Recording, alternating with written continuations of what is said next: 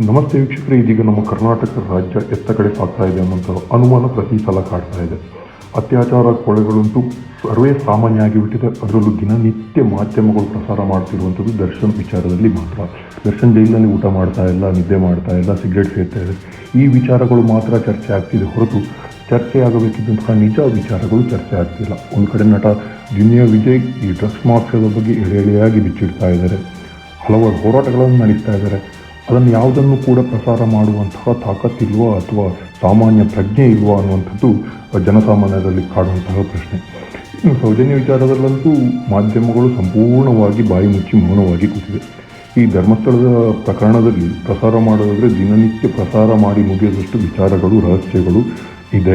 ಆದರೂ ಕೂಡ ಮೌನವಾಗಿದೆ ಈ ಮಾಧ್ಯಮಗಳು. ಯಾವ ಮಾಧ್ಯಮ ಇದೀಗ ದರ್ಶನ್ ವಿಚಾರದಲ್ಲಿ ದುಡ್ಡು ನಡೀತಾ ಇದೆ, ದುಡ್ಡಿದ್ದವನಿಗೆ ಮಾತ್ರ ಈ ಸಮಾಜದಲ್ಲಿ ಬದುಕಬಹುದು ಅನ್ನೋ ವಿಚಾರದಲ್ಲಿ ಮಾತಾಡ್ತಾ ಇದೆಯಾ, ಅದೇ ಮಾಧ್ಯಮಗಳು ಇವತ್ತು ದುಡ್ಡಿನ ಹಿಂದೆ ಬಿದ್ದಿದೆ. ಯಾವ ಪ್ರಭಾವಿದನ ಆ ಪ್ರಭಾವಿಯ ದುಡ್ಡಿಗೋಸ್ಕರ ಇವತ್ತು ಸೌಜನ್ಯ ವಿಚಾರ ಚರ್ಚೆಗೆ ಬರ್ತಾ ಇಲ್ಲ ಅಥವಾ ಪ್ರಸಾರ ಆಗ್ತಾ ಇಲ್ಲ ಅನ್ನೋಂಥದ್ದು ಬಹಳಷ್ಟು ಸ್ಪಷ್ಟವಾಗಿದೆ. ಯಾಕಂದರೆ ಈಗ ದರ್ಶನ್ ವಿಚಾರದಲ್ಲಿ ಬಹಳಷ್ಟು ದೊಡ್ಡದಾಗಿ ಹೆಡ್ಲೈನ್ಸ್ಗಳು ಬರ್ತಾ ಇದೆ. ಇಲ್ಲಿ ಬಡ ಜನರಿಗೆ ಬದುಕುವಾಗಿಲ್ಲ, ಬಡ ಜನರಿಗೆ ಜೈಲಿನಲ್ಲಿ ಏನು ಸವಲತ್ತುಗಳಿಲ್ಲ, ದುಡ್ಡಿದ್ರೆ ಏನು ಬೇಕಾದರೂ ಮಾಡ್ಬೋದು, ದುಡ್ಡಿದ್ದವನ ಸರ್ವಾಧಿಕಾರ. ನೀವು ನಿಮ್ಮ ಆತ್ಮಸಾಕ್ಷಿಯನ್ನು ಪ್ರಶ್ನಿಸಿಕೊಳ್ಳಬೇಕಾದಂತಹ ಒಳ್ಳೆಯ ಸಮಯ ಇದು ಮಾಧ್ಯಮ ಮಿತ್ರರೇ. ದಯವಿಟ್ಟು ಈ ಏನು ರಾಜ್ಯದ ದೊಡ್ಡ ದೊಡ್ಡ ಮಾಧ್ಯಮಗಳಿದ್ದರೆ ನೀವು ಒಂದು ಸಲ ಕೂತು ಆಲೋಚನೆ ಮಾಡಿ, ಯಾಕಾಗಿ ಈ ಸೌಜನ್ಯ ಎನ್ನುವ ಹೆಣ್ಣು ಮಗಳ ವಿಚಾರದಲ್ಲಿ ನೀವು ಮಾತಾಡ್ತಾ ಇಲ್ಲ. ಬರೀ ಅಷ್ಟೇ ಅಲ್ಲ, ಅಕ್ರಮ ಬಡ್ಡಿ ದಂಧೆ ಅಂತೂ ಇಡೀ ರಾಜ್ಯದಲ್ಲಿ ಬಹಳ ದೊಡ್ಡದಾಗಿ ಸದ್ದು ಮಾಡ್ತಾ ಇದೆ. ಎಳೆಯಾಗಿ ಪ್ರತಿಯೊಂದು ದಾಖಲೆಗಳನ್ನು ಬಿಚ್ಚಿಡ್ತಾ ಇದ್ದಾರೆ ಹೋರಾಟಗಾರರು.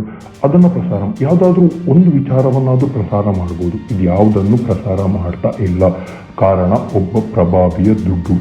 ಯಾವ ದುಡ್ಡಿನ ಬಗ್ಗೆ ನೀವು ಮಾತಾಡ್ತಿದ್ದೀರೋ ಅದೇ ದುಡ್ಡಿನ ಆಮಿಷಕ್ಕೆ ಒಳಗಾಗಿ ನಿಮ್ಮತನವನ್ನು ನೀವು ಮಾರ್ಕೊಂಡಿದ್ದೀರಿ ಅನ್ನುವಂಥದ್ದು ಬಹಳಷ್ಟು ಸ್ಪಷ್ಟವಾಗಿದೆ.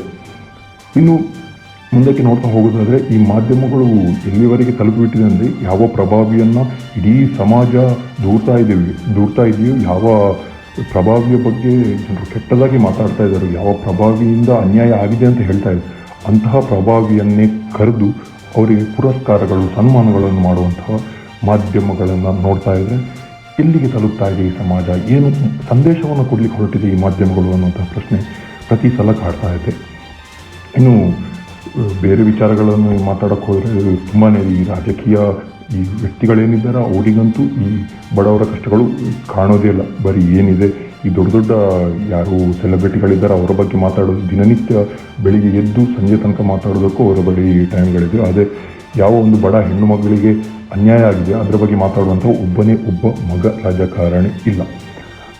ನೋಡ್ತಾ ಇರೋಣ ಏನಾಗುತ್ತೆ ಅಂತ.